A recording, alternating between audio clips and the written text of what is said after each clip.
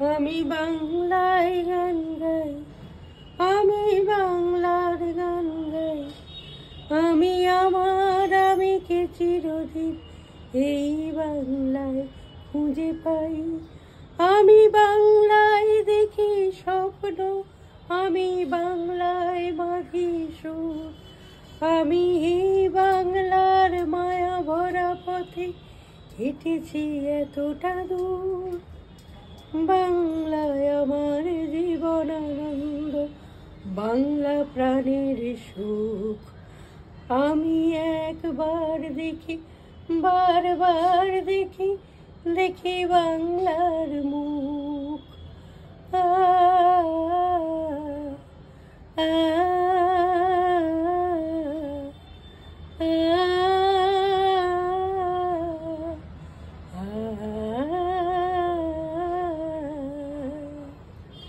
আজকে 21শে ফেব্রুয়ারি, আমরা সবাই জানি ভাষা শহীদ দিবস। আজকের দিনে এই গানটা না আমার খুব মনে পড়ে এই কারণেই যে আমরা যখন গান বাজনা করতাম আর কি, আমি তো সেই সময় কার্জন পার্কে একটা অনুষ্ঠান হতো, বুঝলে, প্রত্যেক এই 21শে ফেব্রুয়ারির দিন ভাষা দিবস উপলক্ষে একটা অনুষ্ঠান হতো, সকালবেলার দিকে হতো। আমরা সব যেতাম সকালবেলা ওখানে, মোটামুটি 10টা, 10:30, 11টার মধ্যে প্রোগ্রাম শেষ, মানে ভাবো কত সকাল থেকে হতো। তো সেইখানে প্রতুলবাবু এই গানটা গাইতেন, প্রত্যেক বছর গাইতেন।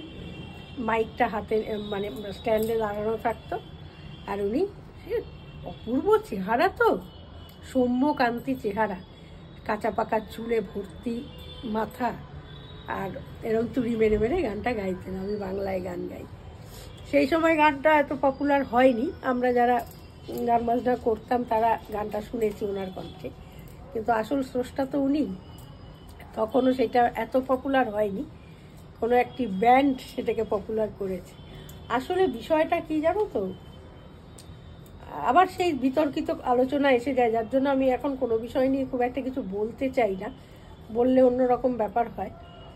কিন্তু আমার কিছু কিছু না ব্যাপার মানে মনে হয় জানো যে আমাদের বেশ কিছু ভুল আছে। এই যে ভাষা শহীদ দিবস, এই দিনটা আমরা পালন অবশ্যই করব, প্রচুর ঘটনা রয়েছে, স্মৃতিবহুল একটি দিন। কিন্তু বাংলা ভাষাটার, আমরা বাঙালি বা বাংলা ভাষা আমাদের মাতৃভাষা, এটা যেন শুধুমাত্র 21শে ফেব্রুয়ারিতেই আটকে আছে। মানে 21শে ফেব্রুয়ারি আসলে দেখবে পোস্ট, একটার পর একটা পোস্ট আসছে, বাংলায় গান গাই, বাংলা আমার গর্ব, আমি বাঙালি, আমি গর্বিত, বাংলা ভাষা আমার ভাষা, এরকম সব, মানে কি বলবো, আতিল কথাটা বলাই ভালো, আতলামোর একটা ব্যাপার হয়। কিন্তু তারপর 22শে ফেব্রুয়ারি থেকে বা 20 ফেব্রুয়ারি পর্যন্ত এবং 22শে ফেব্রুয়ারি থেকে আমরা আর বাঙালি থাকি না। সেই খরাজ মুখোপাধ্যায়ের গানটা, হায় বাঙালি হায়, আর বাঙালি নাইনটা কি একটা গান ওনার আছে না, বিখ্যাত গান, সেরকম আমরা আর বাঙালি থাকি না। তখন আমাদের ওই কনভেন্টে পড়া বা ইংলিশ মিডিয়ামে পড়া, এই ধরনের ব্যাপারগুলোকে সামনে রেখে বাংলা ভাষাটা আমরা বাচ্চাদের বাড়িতে শেখাইও না সেইভাবে। এবং সবথেকে দুঃখজনক এবং লজ্জাজনক বিষয় যে আমরা খুব গর্বিত বোধ করি বা গর্ববোধ করি, আমার বাচ্চাটি বাংলা জানে না। বাচ্চাটি যখন বলে মা 37 মানে কি গো, দেখেছো কি এদের অবস্থা, না 37 জানে না। কি বলবো বলো, এখনকার পড়াশোনার ধাতটাই এরকম হয়ে গেছে, 37 ওরা জানে না, 37 মানে 37, এটা আমরা। কিন্তু 21 তারিখে এই মানে এই মা বাবারাই, মানে আমরাই আবার ওরকমভাবে পোস্টও করে যাচ্ছি ফেসবুকে। তো এইটা না করে আমার মনে হয় যে প্রতিদিন যাতে আমরা বাঙালি এটা মনে রেখে, মাথায় রেখে চলতে পারি, এবং প্রতিদিন যাতে বাংলা ভাষাটাকে সম্মান করতে পারি। নিজেকে ভালোবাসবো না তো অপরকে কেন ভালোবাসবো? অপরের থেকে সংস্কৃতি আমি কেন চুরি করব? আমার সংস্কৃতি প্রচুর ভরপুর জিনিস রয়েছে, আমার সংস্কৃতি অসাধারণ সংস্কৃতি, আমার ধর্ম অসাধারণ ধর্ম, কাজে আমি কেন সেগুলোকে উপেক্ষা করে আমি বাঙালি, আমি তো বাঙালি নই, আমি নন বেঙ্গলি, এটা একটা বলার প্রবণতা আমাদের মধ্যে খুবই রয়েছে। সেইটা আমার মনে হয় ত্যাগ করা উচিত এবং প্রত্যেকটা বাচ্চাকে বাড়িতে বাবা মায়ের উচিত একটা সময় করে বাংলাটা শেখানো। 1 নয়, 1 2 3 4 5 এইভাবে যদি শেখানো যায়।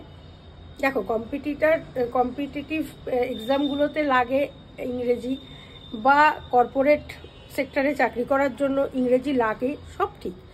আমি বলবো কি যে তুমি যখন চাকরিতে যাচ্ছ তখন ঠিক আছে, সেটা মেনটেন করতে হবে বই কি তোমাকে। অফিস থেকে ফিরে বাড়িতে তো আমরা একেবারে নিপাট বাঙালি থাকতেই পারি, তাই না? বাঙালি আনায় ভরপুর থাকতেই পারি, তাই না?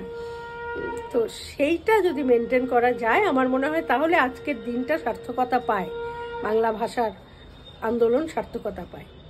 তো এটা আমার মত, বিতর্ক থাকলে অবশ্যই থাকতে পারে, কিন্তু এটা আমার মত, আমার অভিমত। যারা যারা সহমত তারাও বলো, যারা এর বিপক্ষে কোনো কথা থাকতে পারে নিশ্চয়ই অবশ্যই আছে, তারাও জানিও। আমার যদি মনে হয় আমি গ্রহণ করতে পারলাম, আমি সেখান থেকে নিশ্চয়ই গ্রহণ করব। কিন্তু আবারও বলছি শেষে যে বাংলা ভাষাটাকে একটু ভালোবাসি আমরা সবাই, তাহলেই আজকের দিনটার সার্থকতা আছে। বাংলা ভাষা নিয়ে প্রচুর গান আছে, বা বাংলা নিয়ে প্রচুর গান আছে। এই বাংলার মাটিতে মাগো জন্ম আমায় দিও, এই আকাশ নদী পাহাড় আমার বড় প্রিয়, এই বাংলার মাটিতে মাগো